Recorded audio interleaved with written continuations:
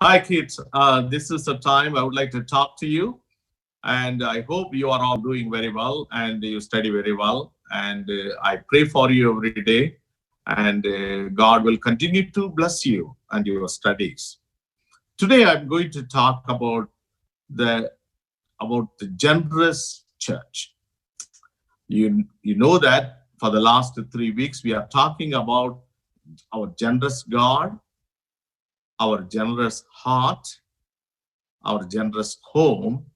Today, we are going to meditate on generous church.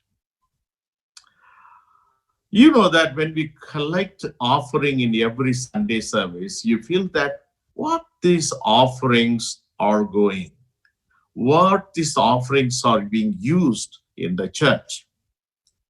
Sometimes you think that we collect the offering to spend money for the church, but it is true. But more than the church, our church is a generous church, and we support people, those who are doing ministry around the world and also in our community. For example, our church supports many mission organizations in India. Particularly, I would like to tell you in Vishovani, through this organization, we help the people in India to build churches and worship the Lord. Also, we have Love in Action ministry in our community, and we contribute our offerings and support to them. Why do we do it? Because God has called us to support missionaries and mission around the world. By giving offerings to these ministries, and we show this world and also to the Lord that we are so generous in giving. Think about in your family, your sister or your brother or someone very close to you or your friend. If they are in need, you know them, they are in need. What do? You immediately help, isn't it? Because your heart loves them and you cannot see they are living in needs. So immediately you help them. If your friend say that, I don't have this, immediately if you have this, you just share with your friend, isn't it? Or your brother or sister in the home when they need something and you give it to them. That is the generous heart. As a individuals, you and I helping people. As a church, we also do the same, particularly to help missionaries, pastors, to mission work around the world. So we are giving offerings in a different ways. We are giving offering to the Lord to show that, Lord, we are generous people. Our church is a generous church. So whenever you put an offering, whenever you give to the Lord through the church, you remember that we are the generous church. So wherever the needs are there, if the people want some help, as the church, as the In Christ Washington Church, we are willing to give and meet their needs. I believe that you will find the ways to support missions and the missionaries. Even you are collecting probably $1 a month, $12 a year.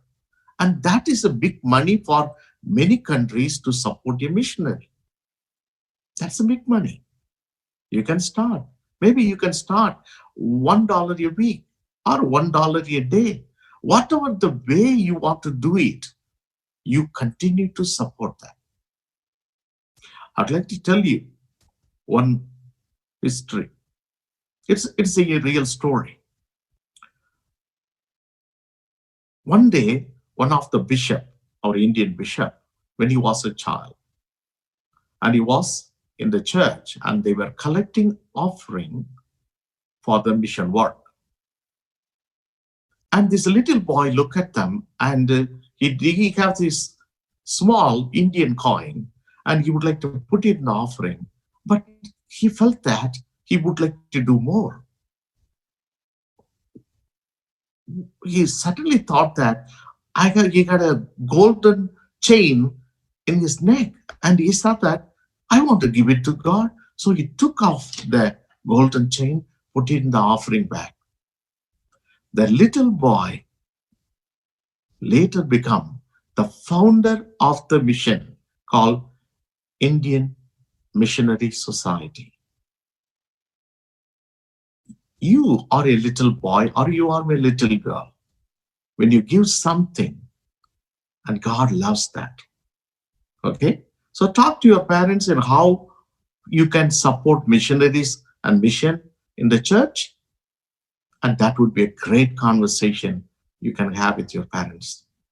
I would like to hear more stories about your giving in the months and years to come. Now I'm going to talk to the entire congregations about the generous church. கிறிஸ்துவுக்குள் பிரியமானவர்களே, நாம் தொடர்ந்து அருட்கொடையான ஆண்டவரை குறித்தும், அருட்கொடையான இருதயத்தை குறித்தும், அருட்கொடையான இல்லத்தை குறித்து நாம் தியானம் செய்தோம். இந்த நாளிலே ஆண்டவருடைய திருச்சபையாகிய நாம் ஒரு அருட்கொடையான ஒரு திருச்சபையாக எப்படி இருக்க வேண்டும் என்று சொல்லி தியானம் செய்ய போகிறோம்.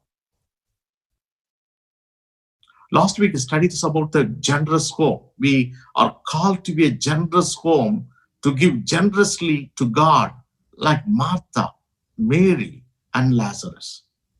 As a church, we are called to be a generous church in order to show this world and about our trust in God and the love for the people. இந்த நாளிலே பவுல் அப்போஸ்தலன் பிலிப்பியருக்கு எழுதின நிருபத்தில 4ஆம் அதிகாரம் 10வது வசனம் முதல் 23வது வசனம் வரைக்கும் அடங்கிய வேத பகுதியை கொண்டு இந்த அருட்கொடையான திருச்சபை குறித்து நாம் தியானம் செய்ய இருக்கிறோம். So please keep your Bible open to Philippians chapter 4 verses from 10 to 23. What does it mean church? திருச்சபை என்றால் என்ன? திருச்சபை என்பது பொதுவாக கட்டிடங்களை அடையாளப்படுத்தி சொல்லக்கூடியது. இது என்னுடைய சபை, இது என்னுடைய சபை என்று நாம் சொல்லுவோம். ஆனால் இந்த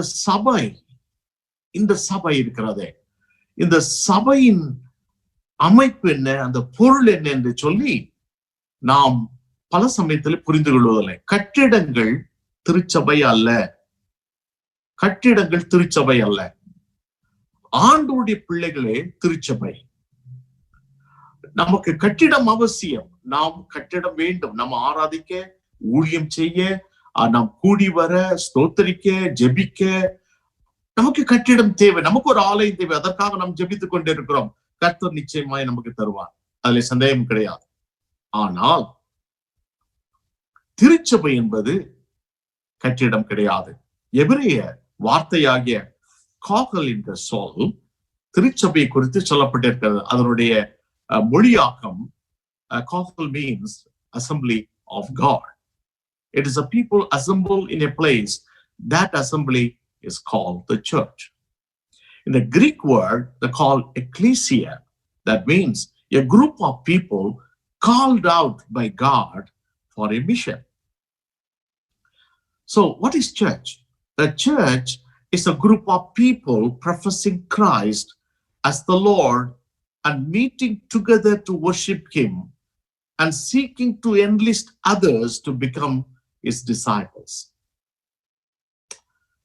திருச்சபை என்பது நீங்களும் நானும் தான் திருச்சபை. ஆண்டவருடைய இரத்தத்தினாலே கழுவப்பட்டு மறுபடியும் பிறந்து ஆண்டவரை விசுவாசிக்கிற குடும்பமாகிய நாமே திருச்சபை. இந்த திருச்சபையாகிய நாம் ஒரு அருட்கொடையான திருச்சபையாக இருக்க வேண்டும் என்று ஆண்டவர் எதிர்பார்க்கிறார். பிலிப்பியர் நிருபம் பவுல் அப்போஸ்தலன் எழுதின ஒரு நிருபம். 4 அதிகாரங்கள் தான். எளிதாக நீங்கள் முழுமையான நிருபத்தை வாசிக்க முடியும். இந்த நிருபத்தை அவர் எழுதுறதுக்கு காரணம் ஆண்டவருடைய பிள்ளைகள் சந்தோஷமாய் வாழ வேண்டும். ஆண்டவருடைய பிள்ளைகள் குறைவில்லாமல் வாழ வேண்டும். ஆண்டவருடைய பிள்ளைகள் கிறிஸ்துவின் சாயலிலே வாழ வேண்டும். அதே போல ஆண்டவருடைய பிள்ளைகள் ஒரு கொடுக்கிற அருட்கொடையான திருச்சபையாக இருக்க வேண்டும் என்று சொல்லி பவுல் அப்போஸ்தலன் இந்த கடிதத்தை எழுதுகிறார்.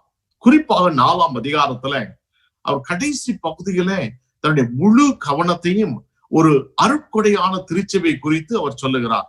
பல சமயங்களில் இந்த வசனங்களை நாம் வாசிக்கும் பொழுது தனிப்பட்ட முறையில நாம் இந்த வசனங்களை நாம் தியானம் செய்கிறோம். ஆனால் இது திருச்சபைக்கு எழுதப்பட்ட ஒரு கடிதம். ஆகையால் இந்த கடிதத்துல இந்த கடைசி பகுதியில பவுல் அப்போஸ்தலன் மிகவும் அழகாக சொல்லுகிறார், ஒரு அருட்கொடையான ஒரு திருச்சபை, a generous church எப்படி இருக்க வேண்டும் என்று சொல்லி அழகாக சொல்லுகிறார். நான் இந்த வேத பகுதியை 2 விதமாக நான் பிரிக்கிறேன். முதல் பகுதி பிலிப்பியர் 4ஆம் அதிகாரம் 10வது வசனம் முதல் 13வது வசனம் வரை. இரண்டாவது பகுதி 14ஆம் வசனம் முதல் 23ஆம் வசனம் வரை. இப்பொழுது முதலாவது பிலிப்பியர் 4ஆம் அதிகாரம் 10வது வசனம் முதல் 13வது வசனம் வரை அடங்கிய வேத பகுதியை பார்ப்போம். 10வது வசனம், என்னை விசாரிப்பதற்கு நீங்கள் இப்பொழுது மறுபடியும் மனம் மலர்ந்தபடியினாலே கர்த்தருக்குள் மிகவும் சந்தோஷப்பட்டேன். இப்படி செய்ய எண்ணம் கொண்டிருந்தீர்கள், சமயம் மாத்திரம் உங்களுக்கு நேரிடவில்லை. என் குறைச்சலினால் நான் இப்படி சொல்லுகிறதில்லை. ஏனெனில் நாம் எந்த நிலைமையில் இருந்தாலும் மன ரம்யமாயிருக்க கற்றுக்கொண்டேன். தாழ்ந்திருக்கவும் எனக்கு தெரியும், வாழ்ந்திருக்கவும் எனக்கு தெரியும். எவ்விடத்திலும் எல்லாவற்றிலும் திருப்தியாயிருக்கவும் பட்டினியாயிருக்கவும் பரிபூர்ணம் அடையவும் குறைவுபடவும் போதிக்கப்பட்டேன். வசனம் 13 பாருங்கள். என்னை பலப்படுத்துகிற கிறிஸ்துவினாலே எல்லாவற்றையும் செய்ய எனக்கு பலன் உண்டு. இந்த வேத பகுதிகளை பவுல் அப்போஸ்தலன் சொல்லக்கூடிய அடிப்படையான உபதேசம் என்ன? Paul said, the generous church draws closer to God and trusts God for everything. Pavul அப்போஸ்தலன் ஒரு திருச்சபைக்கு உபதேசம் செய்யும் பொழுது தன்னுடைய அனுபவத்திலிருந்து சொல்லுகிறார். ஒரு அருட்கொடையான ஒரு திருச்சபை எப்படி இருக்க வேண்டும் என்று சொல்லி தன்னுடைய வாழ்க்கையின் மூலமாய் அவர் அங்கே கற்றுக் கொடுக்கிறார். முதலாவது சொல்லுகிறார் பாருங்கள், என்னை விசாரிப்பதற்கு நீங்கள் மனம் மலர்ந்தபடியினால் நான் மிகுந்த சந்தோஷப்பட்டேன். மற்றவர்களுக்கு கொடுப்பதில்லை, கர்த்தருடைய ஊழியத்திற்காக கொடுப்பதில்லை, கர்த்தருடைய ஊழியங்களுக்காக கொடுப்பதில்லை. ஒரு திருச்சபை ஒரு மனம் மலர்ந்தபடி கொடுக்க வேண்டும் என்று சொல்லி பவுல் அப்போஸ்தலன் சொல்லுகிறார். பவுல் அப்போஸ்தலன் பிலிப்பு சபையை பற்றி கேள்விப்பட்டவுடனே அவருக்கு சந்தோஷமாய் இருக்கிறது. ஏனென்றால் அவர்கள் கொடுப்பதில்லை எந்த விதமான கஞ்சத்தனத்தை பெறவில்லை. அவர் கொடுக்கும் பொழுது எந்த மன வருத்தமும் அடையவில்லை. அவர் கொடுக்கும் போது எதையும் குறித்து கவலைப்படவில்லை. அதை எண்ணி பார்த்து பவுல் அப்போஸ்தலன் சந்தோஷப்படுகிறார். மனமலர்ந்து கொடுக்கும் ஒரு சபையாக ஆண்டவர் நம்முடைய சபையை மாற்ற விரும்புகிறார். ஆனால் பவுல் அப்போஸ்தலன் சொல்லுகிறார், ஆண்டவருடைய பிள்ளைகளாகிய நாம் ஆண்டவருக்காக கொடுக்கும் பொழுது எப்பொழுதும் நிறைவிலிருந்து நாம் கொடுக்கிறதில்லை. நம்முடைய வாழ்க்கை எப்பொழுதும் ஒரே சீராக இருப்பதில்லை. சில சமயத்துல நாம் தாழ்ந்திருக்கக்கூடிய சூழ்நிலை வரலாம், சில சமயத்துல வாழ்ந்திருக்கக்கூடிய சூழ்நிலை வரலாம். ஆனால் பட்டினியாயிருந்தாலும் பரிபூர்ணமாயிருந்தாலும் எல்லாவற்றிலும் மன ரம்மியமாய் இருக்க கற்றுக்கொண்டேன் என்று சொல்லுகிறார். ஆண்டவருடைய பிள்ளையாகிய பவுல் அப்போஸ்தலன் தன்னுடைய வாழ்க்கையில பல்வேறு காலகட்டங்களில பல்வேறு கஷ்டங்களை சந்தித்திருக்கிறார். In many ways, Paul met so many difficult times and experienced painful experiences. He was hungry, he was thirsty, he was arrested, he was beaten, and he went through very bad situation in his life. But he was very generous to others. Pavul அப்போஸ்தலன் தன்னுடைய வாழ்க்கையில மனரம்மியமாய் கற்றுக்கொண்டிருப்பது போல, எல்லாவற்றையும் திருப்தி அடைந்திருப்பது போல, அது தாழ்ந்தா இருந்தாலும் நிறைவாய் இருந்தாலும் பட்டினியா இருந்தாலும் பரிபூர்ணமாய் இருந்தாலும் ஆண்டவருக்காக கொழுப்பதில ஒரு மனம் மலர்ந்தபடியினால. எந்த அழகான ஒரு வார்த்தை. ஒரு திருச்சபை எப்பொழுதும் எல்லா கட்டத்திலும் சீராக இருப்பதில்லை. சில சமயத்திலே நமக்கு தேவைகள் அதிகமாக இருக்கும், சில சமயத்திலே நமக்கு தேவைகள் குறைவாக இருக்கும், சில சமயத்திலே ஆண்டவருக்காக கொடுக்கும் பணம் அதிகமாயிருக்கும் அல்லது குறைவாயிருக்கும். சில நமக்கு தேவைகள் எல்லாம் ஒவ்வொரு காலகட்டத்திலும் வித்தியாசமாயிருக்கும். But whatever the seasons, whatever the reasons, whatever the needs we have, it may not be same, but our heart, our life is the same. Why? We trust God. We draw closer to God all the time. நாம் பட்டினியா இருந்தாலும் ஆண்டவரை தேடுகிறோம், நாம் பரிபூர்ணம் இருந்தாலும் ஆண்டவரை தேடுகிறோம், நாம் வாழ்ந்திருந்தாலும் ஆண்டவரை தேடுகிறோம், தாழ்ந்திருந்தாலும் ஆண்டவரை தேடுகிறோம். அங்கே பவுல் அப்போஸ்தலன் சொல்லுகிறார், தன்னுடைய வாழ்க்கையிலிருந்து மனம் மலர்ந்து கொடுக்கும் ஒரு திருச்சபைக்கு சொல்லுகிறார், எல்லாவற்றிலும் பரிபூர்ணமாய் இருக்கிற சூழ்நிலையில் அல்ல, மன ரம்மியமாய் இருக்கிற சூழ்நிலை கற்றுக்கொண்டவர்களாக இருக்க வேண்டும் என்று அவர் கற்றுக் கொடுக்கிறார். 13வது வசனத்தை பாருங்க. என்னை பலப்படுத்துகிற கிறிஸ்துவினாலே எல்லாவற்றையும் செய்ய எனக்கு பலன் உண்டு. பவுல் அப்போஸ்தலன் எனக்கு பலன் உண்டு என்று சொன்னால் அது தன்னைத்தான் சார்ந்து இருக்கக்கூடிய ஒரு சொல்லாக போய்விடும். If you say I can do all things, probably that is you're boasting something, or you are proud or arrogant. But you can say I can do all things through Christ who strengthens me. That means you depend on God. இங்கே பவுல் அப்போஸ்தலன் சொல்லுகிறார், என்னை பலப்படுத்துகிற கிறிஸ்துவினாலே எல்லாவற்றையும் செய்ய எனக்கு பலன் உண்டு. என்னை பலப்படுத்துகிற கிறிஸ்துவினாலே எல்லாவற்றையும் செய்ய எனக்கு பலன் உண்டு. ஒரு திருச்சபை இந்த விசுவாசத்தை கொண்டிருக்கும் பொழுது அவர்கள் மன ரம்மியமாய் பரிபூர்ணமாய் அருட்கொடையான ஒரு திருச்சபையாய் இருப்பதற்கு ஒரு வாய்ப்பு இருக்கிறது. அருமையான சகோதரனே சகோதரியே, in Christ Washington Church we are called to be a generous church. We need to depend on God. We need to depend on Christ. We need to trust God for all our needs. And we need to develop the character of appreciation, contentment, adaptability, dependency on God. We need to develop that kind of inner lifestyle so that we can give generously as the church for God's mission. When the church is dependent on God for everything and they ask God for their needs, for their inward life and ministry, that tells the testimony life of trusting God. They will trust God for giving others too. Pavul அப்போஸ்தலன் 2 கொரிந்தியர் 9ஆம் அதிகாரம் 8வது வசனத்தில் நீங்கள் எல்லாவற்றையும் எப்பொழுதும் சம்பூர்ண உடையவர்களாயும் சகலவித நற்கிரியைகளின் பிரிவுகளாயும் இருக்கும்படியாக தேவனிடத்தில் சகலவித கிருபையும் பெருக செய்ய வல்லவராயிருக்கிறார். அருமையான சகோதரனே சகோதரியே, the Lord is able to make all grace abound toward you, that you always having all sufficiency in all things may have abundance for every good work. Underline the word. You will be for every good. ஆண்டவர் நம்மை ஆசீர்வதிக்கிறார், எல்லாவற்றிலும் ஆசீர்வதிக்கிறார், எல்லா கிரியைகளையும் ஆசீர்வதிக்கிறார், சம்பூர்ணமாய் ஆசீர்வதிக்கிறார், பெருக பண்ணுகிறார். எதற்காக தெரியுமா? ஒரு திருச்சபையாகிய நாம் ஒரு அருட்கொடையான திருச்சபையாய் இருக்க வேண்டும் என்பதற்காக. 1 தீமோத்தேயு 6ஆம் அதிகாரம் 17வது வசனம். 1 Timothy chapter 6 verse 17. அங்கே பவுல் அப்போஸ்தலன் விதமாய் சொல்லுகிறார், இவ்வுலகத்திலே ஐஸ்வர்யம் உள்ளவர்கள் இருமாப்பான சிந்தை உள்ளவர்களாய் இராமலும் நிலையற்ற ஐஸ்வர்யத்தின் மேல் நம்பிக்கை வையாமலும் நாம் அனுபவிக்கிறதுக்கு சகல நன்மைகளை நமக்கு சம்பூர்ணமாய் கொடுக்கிற ஜீவனுள்ள தேவன் மேல் நம்பிக்கை வைக்கவும் நன்மை செய்யவும் நற்கிரியைகளில் ஐஸ்வர்யவான்களாகவும் தாராளமாய் கொடுக்கிறவர்களும் உதாரண குணம் உள்ளவர்களாய் இருக்கும்படி நித்திய ஜீவனை பற்றி கொள்ளும்படி வருங்காலத்திற்காக தங்களுக்கு நல்ல ஆதாரத்தை பொக்கிஷமாக வைக்கும் அவர்களுக்கு கட்டளையிடு. பவுல் அப்போஸ்தலன் இங்கே சொல்லுகிறார் தீமோத்தேயுக்கு, நீ உன்னுடைய சபைகளை நீர் கற்றுக் கொடுக்க வேண்டிய காரியம் என்ன தெரியுமா? பணம் வைத்திருக்கிறவர்கள், ஐஸ்வர்யவான்கள்,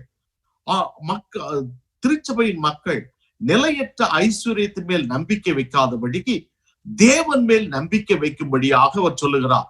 அது மட்டுமல்ல, உதாரணத்துவமாய் இருக்கவும், தாராளமாய் கொடுக்கவும், தேவனுடைய ஊழியத்திற்காக தன்னுடைய ஆதாரத்தை பொக்கிஷமாக வைக்கவும் அவருக்கு கட்டளையிடும்படியாக சொல்லுகிறார். ஆண்டுடைய வார்த்தை தெளிவாக கற்றுக் கொடுக்கிறது. நாம் ஒரு அருட்கொடையான திருச்சபையாக இருக்கும் பொழுது ஆண்டவர் நம்மிடத்தில் எதிர்பார்ப்பது என்ன? இந்த உலகத்திலே நாம் எதன் மேலும் நம்பிக்கை வைக்கிறது இல்லை. அழித்து போகிற இந்த ஐஸ்வர்யத்தின் மேல் நம்பிக்கை வைக்கிறது இல்லை. ஆண்டவர் மேலே நம்பிக்கை வைத்து தாராளமாய் கொடுக்கிறோம். எல்லாவற்றையும் உதாரணத்துமாய் கொடுக்கிறோம். கர்த்தருக்காக கொடுக்கிறோம். அருமையான சகோதரனே, சகோதரியே, பல்வேறு சமயங்களில நாம் வாழும்போது, நாம் ஐஸ்வர்யத்தை தேடும் பொழுது, உழைக்கும் பொழுது, பணம் கைகளிலே வரும் பொழுது, சில சமயத்துல இவ்வளவு பணம் இருக்கிறது, எனக்கு என்ன கவலை என்று சொல்லி நாம் சில சமயத்துல எண்ணி விடுகிறோம். ஆனால் நம் கரங்களில் இருக்கக்கூடிய ஐஸ்வர்யம், பணம் எதுவும் நிலையற்றது. அந்த பணத்தின் மேலே ஆண்டவர் நம்முடைய நம்பிக்கை வைக்கவில்லை. ஆண்டவர் தம்மேலே அந்த நம்பிக்கை வைக்கும்படியாக அன்போடு நினைவுபடுத்துகிறார். அருமையான சகோதரனே, சகோதரியே, தனிப்பட்ட வாழ்க்கையில நீ எந்த காரியத்து மேலும் நம்பிக்கை வைக்காதபடி தேவன் மேலே நீ நம்பிக்கை வைக்கும் பொழுது கர்த்தர் உன்னை ஆசீர்வதிக்கிறார். நீ ஆசீர்வதிக்கப்படும் பொழுது உதாரணமாய் நீ கொடுக்கும்படியாய் ஆண்டவர் எதிர்பார்க்கிறார். ஆண்டவருக்கு பிடித்தமில்லாத ஒரு காரியம் என்ன தெரியுமா? ஒரு ஐஸ்வர்யவான் தனக்கு முன்பாக இருக்கக்கூடிய ஒரு ஏழைக்கு உதவி செய்யாமல் இருக்கும்போது அதை ஆண்டவராலே தாங்க முடியாது. வேதம் பல்வேறு இடங்களிலே சொல்லப்பட்டிருக்கிறது. ஐஸ்வர்யவான்கள் எல்லாவற்றையும் பெற்றிருக்கிறவர்கள் இல்லாதவர்களுக்கு கொடுக்கும்படியாக ஆண்டவர் நம்மை அழைத்திருக்கிறார். ஒரு வேத பகுதியை உங்களுக்கு நான் நினைவுபடுத்துகிறேன். Luke chapter 16 verse 19 to 31. Rich man and Lazarus. அழகான ஒரு வேத பகுதி, நமக்கு நன்றாக தெரியும். ஆண்டவர் இந்த அழகான ஒரு உவமை சொல்லுகிறார். இங்கே ஆண்டவர் சொல்லுகிறார், ஒரு ஐஸ்வர்யவான் இருக்கிறான், எல்லாவற்றையும் பெற்றிருக்கிறான், நன்றாக அனுபவித்திருக்கிறான். ஆனால் அந்த ஐஸ்வர்யவானினுடைய வீட்டுக்கு அப்புறமாக வெளியே வீதியிலே லாசரு இருக்கிறான். அவன் வியாதிப்பட்டவன், அவன் ஏழையானவன். அவனுடைய புண்களை எல்லாம் நாய்கள் வந்து நக்கினதாக வேதத்திலே ஆண்டவர் அழகாக இதை சொல்லி இருக்கிறார். இந்த சூழ்நிலையிலே ஐஸ்வர்யவானும் மரிக்கிறார், லாசரும் மரிக்கிறார். லாசரு ஆபிரகாமின் மடியிலே கொண்டு போகப்படுகிறார், ஐஸ்வர்யவான் நரகத்திலே கொண்டு போகப்படுகிறார். இங்கே அழகாக சொல்லப்பட்டிருக்கிறார். அங்கே ஐஸ்வர்யவான் அந்த பாதாளத்துல இருக்கும் பொழுது அவன் கதறுகிறான் ஆபிரகாமை பற்றி. லாசருவை அனுப்ப ஒரு விரலின் நுனியில் இருந்த ஒரு தண்ணீர் போதும், எனக்கு வேதனைப்படுகிறேன் என்று சொல்லுகிறான். அப்பொழுது ஆபிரகாம் சொல்லக்கூடிய வார்த்தை இதுதான். 25வது வசனத்துல, ஆபிரகாம், மகனே, நீ பூமியில உயிரோடு இருக்கும் காலத்தில் உன் நன்மைகளை அனுபவித்தாய். லாசரும் அப்படியே தீமைகளை அனுபவித்தான். அதை நினைத்துக்கொள். இப்பொழுது அவன் தேற்றப்படுகிறான், நீயோ வேதனைப்படுகிறாய். இந்த ஐஸ்வர்யனுடைய பிரச்சனை என்ன தெரியுமா? அவனுக்கு ஐஸ்வர்யம் இருந்தது, பொருள் இருந்தது, பணம் இருந்தது, வாய்ப்புகள் இருந்தது, நேரம் இருந்தது அந்த ஏழையான லாசருக்கு உதவி செய்வதற்கு. ஆனால் அவன் செய்யவில்லை. அவன் செய்யாத பட்சத்திலே தன்னுடைய ஐஸ்வர்யத்தின் மேலே நம்பிக்கை வைத்தபடினால அவன் வேதனைப்படுகிறான் நித்திய காலமாக. ஆண்டவர் இந்த நாளில் நினைப்படுத்துகிறார், ஒரு திருச்சபை ஒரு அருட்கொடையான திருச்சபையாக இருக்கும் பொழுது அந்த திருச்சபை தனக்கு மாத்திரம் எல்லாவற்றையும் பயன்படுத்தாதபடிக்கு ஆண்டவருக்காகவும் தேவையுள்ளவர்களுக்காகவும் கொடுக்கிற திருச்சபையாக இருக்க வேண்டும் என்று ஆண்டவர் எதிர்பார்க்கிறார். A generous church always looking everywhere, not only inward but outward too. Wherever the needs are there, they are willing to give. That church is the generous church, and God wants this church to bless them because they trust in God, they depend on God, they draw closer to God in their needs. I would like to tell you a small story. A little watch, delicately strung, was dissatisfied with his restricted sphere of influence in a lady's pocket. It envied the position of Big Ben, the great tower clock. One day, as it passed with her ladyship over London's Westminster Bridge, the tiny watch exclaimed, "I wish I could go up there. I could then serve multitudes instead of just one individual." "You shall have your opportunity, small watch," the lady said. One day, the pocket timepiece was drawn up the side of the mammoth tower by a slender thread. When it reached the top, it was completely lost to view. Its elevation had become its annihilation. When you compare this story, God has put some people with highest position, some people, some in lowest position, some people in times we are blessed, some people in times are in need. But wherever we are, we can serve because we depend on God. I would like to tell you that this is very important, that a generous church depends on God. Now go to the second part of this passage, Philippians chapter 4, verses 14 to 23. Philippians 4 அதிகாரம் 14 வசனம் முதல் 23 வசனம் வரை. இந்த வசனத்தை வாசிக்கிறேன், கவனமாக கேளுங்க. "ஆகிலும் நீங்கள் என் உபத்திரவத்திலே என்னோடு உடன்பட்டது நலமாயிருக்கிறது. மேலும் பிலிப்பியரே, சுவிசேஷத்தின் ஆரம்பத்திலே நான் மக்கெதோனியாவிலிருந்து புறப்பட்ட போது கொடுக்கல் வாங்கல் காரியத்தில் நீங்கள் மாத்திரம் எனக்கு உடன்பட்டதே அல்லாமல் வேறொரு சபையும் உடன்படவில்லை என்று நீங்கள் அறிந்திருக்கிறீர்கள். நான் தெசலோனிக்கேயில் இருந்த போதும் என் குறைச்சலை நீக்கும்படி நீங்கள் 2 தரம் அனுப்பினீர்கள். உபகாரத்தை நான் நாடாமல் உங்கள் கணக்குக்கு பலன் பெருகும்படி நாடுகிறேன். எல்லாம் எனக்கு கிடைத்தது, பரிபூர்ணமும் உண்டாயிருக்கிறது. உங்களால் அனுப்பப்பட்டவைகளை சுகந்த வாசனையும் தேவனுக்கு பிரியமான உகந்த பலியுமாக எப்பாப்ராத்தின் கையிலே வரப்பற்றி கொண்டபடியினால் நான் திருப்தி அடைந்திருக்கிறேன். என் தேவன் தம்முடைய ஐஸ்வர்யத்தின்படி உங்கள் குறைவுகள் எல்லாம் கிறிஸ்து இயேசுவுக்குள் மகிமையில் நிறைவாக்குவார். நம்முடைய பிதாவாகிய தேவனானவருக்கு என்றென்றைக்கும் மகிமை உண்டாவதாக. ஆமென். கிறிஸ்து இயேசுவுக்குள்ளான பரிசுத்தவான்கள் யாவருக்கும் வாழ்த்துதல் சொல்லுங்கள். என்னோட இருக்கிற சகோதரர்கள் உங்களுக்கு வாழ்த்துதல் சொல்லுகிறார்கள். பரிசுத்தவான்கள் அனைவரும், விசேஷமாக ராயனுடைய அரண்மனையில் உள்ளவர்கள் உங்களுக்கு வாழ்த்துதல் சொல்லுகிறார்கள். நமது கர்த்தராகிய கிறிஸ்து கிறிஸ்துடைய கிருபை உங்கள் அனைவரோடும் கூட இருப்பதாக. ஆமென். என்ன அழகான ஒரு வார்த்தை பாருங்க. பவுல் அப்போஸ்தலன் மிஷனரி ஊழியம் செய்த பொழுது, அவர் தேவையோடு கூட இருந்த பொழுது, பிலிப்பு சபை அவருக்கு காணிக்கை அனுப்பினார்கள். அவர் மக்கெதோனியாவில் இருந்து புறப்பட்ட பொழுது அவருக்கு நிறைய செலவு இருந்தது, பிரயாண செலவு இருந்தது. அவர் தெசலோனிக்கா பட்டணத்துக்கு வந்த போது அவருக்கு நிறைய தேவைகள் இருந்தது. பிலிப்பு சபை இதை கேட்ட உடனே அவர்கள் எல்லாவற்றையும் அனுப்புகிறார்கள். 2 முறை அனுப்புகிறார்கள். தங்கள் ஏந்த மட்டும் அனுப்புகிறார்கள். ஆகையால் தான் அவர் சொல்லுகிறார், எனக்கு எல்லா பரிபூர்ணமும் கிடைத்திருக்கிறது. ஒரு சபை ஒரு ஊழியத்திற்காக கொடுப்பதனாலே அந்த ஊழியம் பரிபூர்ணத்தினால் நிறைந்திருக்கிறது. இதை குறித்து பவுல் அப்போஸ்தலன் சந்தோஷப்படுகிறார். So from this passage, Paul emphasized that the generous church invests everything for the kingdom of God and the eternity. As a church, we are called to invest our sources, our support, our money, and everything for the kingdom of God ministries and Jesus' mission around the world.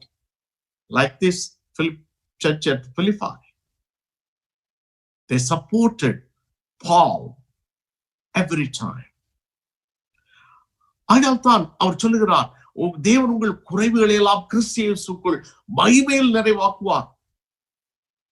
குடும்பமாக, தனிப்பட்ட முறையில, திருச்சபையாக, ஒரே குடும்பமாக, அவர்கள் விசுவாச குடும்பமாக ஊழியத்தை தாங்குவதை நினைத்து பவுல் அப்போஸ்தலன் மிகுந்த சந்தோஷப்படுகிறார். இந்த சந்தோஷம் பவுல் அப்போஸ்தலன் மட்டுமல்ல, இது ஆண்டவருடைய சந்தோஷம் கூட. அருமையான சகோதரனே, சகோதரியே, இந்த நாளிலே ஆண்டவருடைய பிள்ளைகளாகிய நாம் ஒரு திருச்சபையாக, ஒரு கொடுக்கிற திருச்சபையாக நாம் இருக்கும் பொழுது அது சகல மிஷனரி ஸ்தாபனங்களும் சகல ஊழியங்களும் பரிபூர்ணமாய் இருக்கும்படியாக நாம் கொடுக்க வேண்டும். அவர்களுக்கு தேவைகள் இருக்கிறது. அவருடைய தேவைகள் எல்லாவற்றையும் நமக்கு சொல்லுகிறது இல்லை. ஆனால் அவருடைய தேவைகளை சொல்லும் பொழுது நாம் நம்முடைய கரங்களை பிரித்து அவர்களுக்கு கொடுக்கிறோம். இதுதான் தேவன் நம்மிடத்துல எதிர்பார்க்கக்கூடிய காரியம். அப்போஸ்தலர் 17ஆம் அதிகாரத்தை நீங்கள் வாசிக்கும் பொழுது இது தெளிவாக அவருக்கு சொல்லப்பட்டிருக்கிற அவருடைய தேவை சொல்லப்பட்டிருக்கிறது. பிலிப்பு திருச்சபை அழகாக அவர் அமிர்தமாக அவர்கள் கொடுத்தார்கள். The generous church is always willing to support the missions around the world because it knows that the wealth of God is open to all who love him and to love others.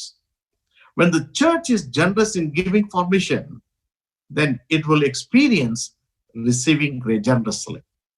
கொடுக்கிற திருச்சபைக்கு ஆண்டவர் திருப்ப கொடுக்கிறார். கொடுக்கிற திருச்சபைக்கு ஆண்டவர் திரும்ப ஆசீர்வதிக்கிறார். சகல ஊழியமும் தாங்குகிற திருச்சபையை ஆண்டவர் சகல பரிபூர்ணத்தினாலும் நிரப்புகிறார். ஆகையால் கொடுப்பதில்லை நாம் சந்தோஷமாக இருக்க வேண்டும். நாம் மற்றவருடைய தேவைகளை அறிந்தும் பொழுது, ஊழிய தேவைகளை அறியும் பொழுது நாம் திருச்சபையாக கொடுக்க வேண்டும். இதைத்தான் தேவன் நம்மிடத்துல எதிர்பார்க்கிறார். In 2 Corinthians chapter 8 verse 7 Paul said that அல்லாமலும் விசுவாசத்திலும் போதிப்பிலும் அறிவிலும் எல்லாவித ஜாக்கிரதையிலும் எங்கள் மேலுள்ள உங்கள் அன்பிலும் மற்ற எல்லா காரியங்களிலும் நீங்கள் பெருகி இருக்கிறது போல இந்த தர்ம காரியத்திலும் பெருக வேண்டும். பவுல் அப்போஸ்தலன் கொரிந்தி சபைக்கு சொல்லுகிறார், நீங்கள் விசுவாசத்தில் பெருகிறீர்கள், ரொம்ப சந்தோஷம். போதிப்பில் பெருகிறீர்கள், மிகுந்த சந்தோஷம். அறிவில் பெருகிறீர்கள், மிகுந்த சந்தோஷம். எல்லாவற்றிலும் ஜாக்கிரதையோடு கூட இருக்கிறீர்கள், அற்புதமான காரியம். எங்கள் மேல் உள்ள அன்பிலே பெருகிறீர்கள், நல்ல காரியம். மற்ற எல்லா காரியங்களிலும் நீங்கள் பெருகிறீர்கள். அதை போல கொடுப்பதிலும் தர்ம காரியத்திலும் பெருகுங்கள். எல்லாம் பெற்றிருந்தாலும் இந்த தர்ம காரியத்திலே பெறவில்லை என்றால், பெருகவில்லை என்றால் அது குறைவான ஒரு பெருகுதல். You have to abound in giving also. Like faith, speech, knowledge, diligence, your love, and everything what you do, you are abound in the grace. In similar way, you have to abound in giving. In giving. 1 யோவான் 3ஆம் அதிகாரம் 16வது வசனம் முதல் 18வது வசனம் வரை அடங்கிய வேத பகுதியிலே யோவான் சொல்லுகிறார், அவர் தம்முடைய ஜீவனை நமக்கு கொடுத்ததுனால அன்பு என்னதென்று அறிந்திருக்கிறோம். நாமும் சகோதரருக்காக ஜீவனை கொடுக்க கடனாளியாய் இருக்கிறோம். ஒருவன் இவர்கள ஆஸ்தி உடையவனாயிருந்து தன் சகோதரனுக்கு குறைச்சல் ஒன்று கண்டு தன் இருதயத்தை அவனுக்கு அடைத்து கொண்டால் அவனுக்குள் தேவன் அன்பு நிலை கொள்வது எப்படி? என் பிள்ளைகளே, வசனத்தினாலும் நாவினாலும் அல்ல, கிரியினாலும் உண்மையினாலும் அன்பு கூறுவோம். என்ன அழகான ஒரு வார்த்தை பாருங்கள். ஒரு சகோதரன், மற்றவர்கள் அவர்கள் குறைச்சொல்லாக இருக்கும் பொழுது நம்முடைய இருதயத்தை அவர்களுக்கு அடைத்துக் கொள்ளாமல் அவர்களுக்கு கொடுக்க வேண்டும். என்றால் தேவனுடைய அன்பு நமக்குள்ளே ஊற்றப்பட்டிருக்கிறது. தேவனுடைய ஊழியத்திற்காக, தேவனுடைய மிஷனுக்காக, ஆண்டவருடைய திருச்சபையின் ஊழியங்களுக்காக கொடுக்கும் பொழுது, நாம் தேவைகள் இருக்கும் அதை கொடுக்கும் பொழுது நாம் நம்முடைய தேவனுடைய அன்பை வெளிப்படுத்துகிறோம். அப்போ சொல்லுகிறார், வசனத்தினாலும் நாவினாலும் அல்ல, ஏதோ சொல்வதனாலே வார்த்தைகளினாலே மட்டுமல்ல, கிரியினாலும் உண்மையினாலும் நாம் அன்பு கூறுவோம். அதனுடைய பொருள் என்ன? நாம் கொடுப்போம், நாம் மற்றவருடைய குறித்து நாம் கர்சனையோடு இருக்கிறோம் என்று சொல்வது மட்டுமல்ல, அதை செய்து காட்ட வேண்டும் என்று சொல்லி பவுல் அங்கே அழகாக யோவான் அப்போஸ்தலன் சொல்லுகிறார். கிறிஸ்துவுக்குள் பிரியமானவர்களே, ஏராளமான ஒரு தேவைகள் இருக்கிறது இல்லையா? நம்முடைய திருச்சபை குறித்து எனக்கு மிகுந்த சந்தோஷமான ஒரு காரியம் தெரியுமா? நம்முடைய திருச்சபை மற்றவர்களுடைய தேவைகளுக்காக, ஊழியங்களுக்காக கொடுப்பது. நாம் விஸ்வவாணி ஊழியங்களுக்காக கொடுக்கிறோம். அங்கே ஒரு திருச்சபையை கட்டுவதற்காக நாம் நம்முடைய சபையின் சார்பாக நாம் அவர்களை தாங்குகிறோம். பல்வேறு ஊழியங்களை தாங்குகிறோம், பல்வேறு ஊழியக்காரர்களை தாங்குகிறோம், பல்வேறு ஊழியங்களில நாம் நம்முடைய பங்கை செலுத்துகிறோம். லவ் இன் ஆக்ஷன் மூலமாக நம்முடைய கம்யூனிட்டியில நம்முடைய ஊழியத்தை செய்கிறோம். இதனுடைய காரணம் என்ன? தேவன் நம்மளே அன்பை வைத்திருக்கிறார். அவருடைய அன்பை நமக்கு ஊற்றி இருக்கிறார். ஆகையால் தேவையோடு மற்றவர்கள் இருக்கும் பொழுது நாம் எந்த ஒரு காரணத்தினாலும் அதை தடுக்காதபடிக்கு ஆண்டவர் இந்த நாளிலே சொல்லுகிறார். அருமையான சகோதரனே, சகோதரியே, இந்த நாளிலே ஆண்டவர் உன்னோடு கூட பேசுகிறார். ஆண்டவர் உன்னோடு கூட இடைப்படுகிறார். இந்த நாளிலே ஆண்டவர் உன்னோடு கூட தன்னோடு கூட சொல்லுகிறார். நாம் கொடுக்கிறதுல தைரியமாக இருக்க வேண்டும். எனக்கு பிடித்தமான ஒரு வேத பகுதி என்ன தெரியுமா? யாத்ராகமம் 36ஆம் அதிகாரம். அதுல மோசே ஆசரிப்பு கூடாரத்தை செய்யும்படி எல்லா அமைப்புகளையும் எல்லாவற்றையும் விரிவாக சொன்ன பொழுது, மோசே அந்த ஊழியத்திற்காக ஜனங்கள் கொடுக்கும்படியாக அவர்களை விவரித்து சொல்லுகிறார். 5வது வசனத்தை பாருங்கள். Exodus chapter 36 verse 5. மோசேயை நோக்கி, கர்த்தர் செய்யும்படி கற்பித்த வேலைக்கு வேண்டியதற்கு அதிகமான பொருட்களை ஜனங்கள் கொண்டு வருகிறார்கள் என்றார்கள். அப்பொழுது மோசே, இனி புருஷர்களாவது ஸ்திரீகளாவது பரிசுத்த ஸ்தலத்திற்கு என்று காணிக்கையாக ஒரு வேலையும் செய்ய வேண்டாம் என்று பாளையம் எங்கும் கூறும்படி கட்டளையிட்டான். இவ்விதமாய் ஜனங்கள் கொண்டு வருவது நிறுத்தப்பட்டது. செய்ய வேண்டிய எல்லா வேலைகளுக்கும் போதுமான பொருட்கள் இருந்ததும் இல்லாமல் அதிகமாயும் இருந்தது. மோசே சொல்லுகிறார், தேவைகள் அதிகம், ஆசரிப்பு கூடாரத்தை கட்ட வேண்டும், தேவைகள் அதிகம். எல்லாருடைய உள்ளங்களிலும் கர்த்தர் ஏவுகிறார், எல்லாரும் கொண்டு வருகிறார்கள். இப்பொழுது சொல்லுகிறார், எந்த காணிக்கையும் கொண்டு வர வேண்டாம், மிகுந்த காணிக்கை நமக்கு இருக்கிறது, தேவைகள் எல்லாம் சந்திக்கப்பட்டு இருக்கிறது என்று சொல்லி அவர்கள் கொண்டு வர வேண்டாம் என்று சொல்லக்கூடிய அளவிற்கு அவர்கள் கொடுத்திருக்கிறார். என்ன ஆச்சரியம் பாருங்க. கர்த்தருடைய ஊழியத்திற்காக, கர்த்தருடைய ஊழியங்களுக்காக நாம் தேவைகளோடு கூட இருக்கும் பொழுது ஒரு அருட்கொடையான ஒரு திருச்சபை, ஒரு generous church will always give it and meet the needs of the mission and the ministries outside of the church. இந்த நாளிலே ஆண்டவர் நம்மோடு கூட என்ன பேசுகிறார் தெரியுமா? ஒரு அருட்கொடையான திருச்சபை, இயேசுவை சார்ந்து, தேவனை சார்ந்து, அவரை மேலே நம்பிக்கை வைத்து, அவரிடத்துல ஜெபம் பண்ணி வாழ்கிற வாழ்க்கையோடு மட்டுமல்ல, ஒரு அருட்கொடையான திருச்சபை எங்கெங்கெல்லாம் தேவைகள் இருக்கிறது ஊழியங்களில அதை சம்பூர்ணமாய் கொடுக்கத்தக்கதான ஒரு திருச்சபையாக இருக்க வேண்டும் என்று சொல்லி ஆண்டவர் நமக்கு நினைவுபடுத்துகிறார். I'd like to tell you a story. The great British preacher Charles Spurgeon once learned about this kind of trust while trying to raise money for poor children in London. So he went to Bristol hoping to collect 300 pounds, which in those days a very huge amount of money, we know, for London's homeless children. At the end of the week of meetings, many lives had been changed and his financial goal had been reached. That night, as he bowed in prayer, Spurgeon was clearly prompted to give the money to a co-laborer of Christ named George Muller. Spurgeon's answer, no, Lord, no, I cannot. I need it for my dear orphans. Yet Spurgeon couldn't shake the idea that God wanted him to part with it. Only when he said, yes, Lord, I will, could he find rest. With great peace, he made his way the next morning to Muller's orphanage and found the great man of prayer on his knees. The famous minister placed his hand on Muller's shoulder and said, George, God has told me to give you the 300 pounds I have collected. George Muller explained, oh, my dear brother, I have just been asking him for exactly that amount. The two servants of the Lord wept and rejoiced together. When Spurgeon returned to London, he found an envelope on his desk containing more than 300 pounds. The Lord had returned 300 pounds he had obediently given to Muller with the 300 shillings of interest. Okay, it is not only 300 pounds, 300 shillings with interest. Spurgeon was so amazed how God blessed him. As the church, when we are willing to give for missions and missionaries, when you are willing to give for the people, those who are in need.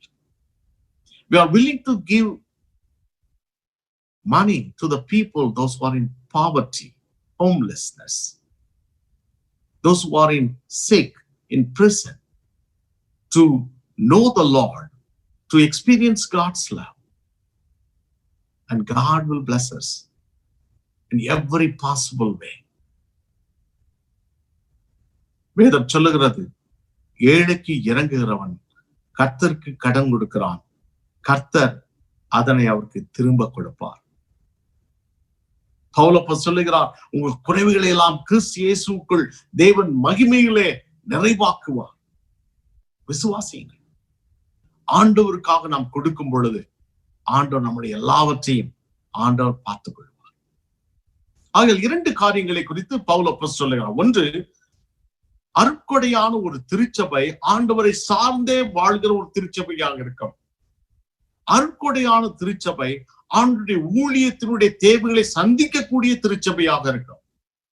A generous God and generous church is depend on God, everything, for everything. At the same time, a generous church is always willing to give everything for God's mission and the needs of the people around the world. நம்முடைய திருச்சபை ஒரு வளர்ந்து வரும் திருச்சபை. நம்முடைய திருச்சபை இன்னும் பெரிதாக வளரப் போகிறது. ஆனால் நாம் வளருகிற இந்த சூழ்நிலையில நம்முடைய கொடுக்கும் பண்பிலும் தர்ம காரியத்திலும் நாம் வளர வேண்டும். நம்முடைய திருச்சபை ஒரு அருட்கொடையான திருச்சபையாக இருக்க வேண்டும். ஆண்டவனுடைய திருச்சபை பார்க்கும் பொழுது இவ்விதமாய் சொல்ல வேண்டும், in Christ Washington Church is a generous church. I wanted to hear from the Lord's mouth about our church. ஆகையால் அருமையான சகோதரனே, சகோதரியே, உடைய தனிப்பட்ட வாழ்க்கையிலும் நம்முடைய திருச்சபையிலும் ஆண்டவரை எதிர்பார்த்து தெரியுமா? ஆண்டவரை சார்ந்து வாழ வேண்டும். ஆண்டவருடைய ஊழியத்திற்காக நாம் கொடுக்க வேண்டும். இந்த ரெண்டு காரியம் தான். இந்த ரெண்டும் இருக்கும் பொழுது கர்த்தர் நம்முடைய குறைவுகளை எல்லாம் கிறிஸ்து இயேசுவுக்குள் மகிமையிலே நிறைவாக்குவார். பிரார்த்தனை செய்வோமா? எல்லாரும் கண்களை மூடுவோம், ஜெபம் செய்வோம். அருமையான சகோதரனே, சகோதரியே, உன்னுடைய வாழ்க்கையில பல்வேறு காலகட்டங்களிலே பல்வேறு நிலைகளிலே நீ வாழ்ந்திருக்கலாம். ஒரு காலகட்டத்திலே நீ உயர்ந்திருக்கலாம், ஒரு காலகட்டத்திலே தாழ்ந்திருக்கலாம், ஒரு காலகட்டத்திலே பட்டினியா இருந்திருக்கலாம், ஒரு காலகட்டத்திலே சம்பூர்ணமா இருந்திருக்கலாம். உன்னுடைய தனிப்பட்ட வாழ்க்கையில எந்த சூழ்நிலையா இருந்தாலும் நீ ஐஸ்வர்யத்தின் மேலும் யார் மேலும் நம்பிக்கை வைக்காதபடி கர்த்தர் மேலே நீ நம்பிக்கை வைப்பாய் என்றால் ஆண்டவர் உன்னுடைய குறைவுகளை எல்லாம் கிறிஸ்து இயேசுவுக்குள் நிறைவாக்குவார். உன்னுடைய குறைவிலும் உன்னுடைய நிறைவிலும் நீ கர்த்தருடைய ஊழியத்திற்காக மன மகிழ்ச்சியோடு கொடுக்கும்படியாக, சம்பூர்ணமாய் கொடுக்கும்படியாக ஆண்டவர் உன்னை அன்போடு அழைக்கிறார். பல சமயத்துல நீங்கள் கேட்கலாம், நான் ஏன் இவ்வளவு கொடுக்க வேண்டும், நான் ஏன் இவ்வளவு ஊழியத்தை தாங்க வேண்டும், நான் ஏன் அதை செய்ய வேண்டும், நான் ஏன் திருச்சபைக்கு கொடுக்க வேண்டும் சொல்லி பல்வேறு சமயத்தில் நீங்கள் எண்ணலாம்.